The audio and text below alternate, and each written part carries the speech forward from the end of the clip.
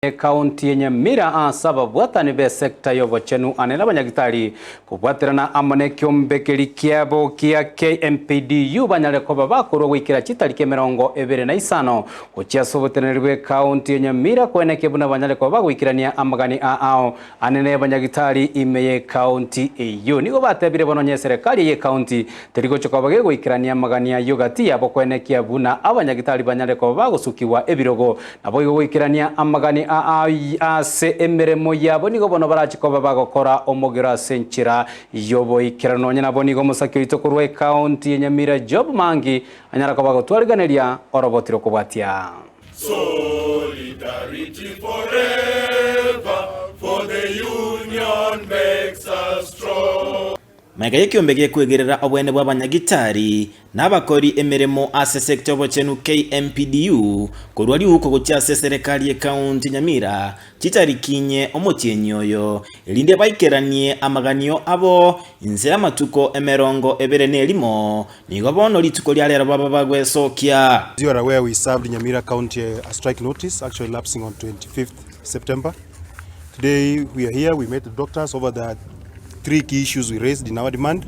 Wakora unomonogeri w'ekyombe gya KMPDU imense ya Kenya David Atela omunyakerogo bw'ekyombe gya KMPDU orogongo rwa Nyanza Steve Onyango omonogeri bw'ekyombe gya KMPDU sagerwa Nyanza Agrey Orwenyo mbate bambati gotwara omogiro gutakira kitariki emerongo 25 omotyenyoyo onye serikali ye county ya Nyamira teriko kigotegerera ebiroro byabo buna ogokini gwa wekerengo ky'abanyagitari naboigo okoligereribwa kw'abakoleri bw'abanyagitari. Disillusionment that the doctors of Nyamira are having, and this is happening because the county government has deliberately decided to disobey the court orders that were given in 2021 regarding the state of healthcare, and the court order was very clear that doctors should be promoted to the right job groups.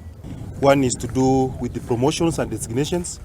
We have had doctors, actually Nyamira County for us is a very worst employer, whereby they don't look into the welfare of our members with regards to labor practices.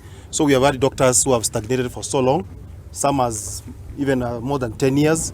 Mbaitanira egetambokero gya serikali ye county Nyamira gutaigwira lichiko lye koti okoboro kwa maliogo n'ebintu bakokolera emeremo. We already have healthcare providers who are complaining about the level of financing of our health facilities. When I say financing, I mean we do not have medication in our facilities.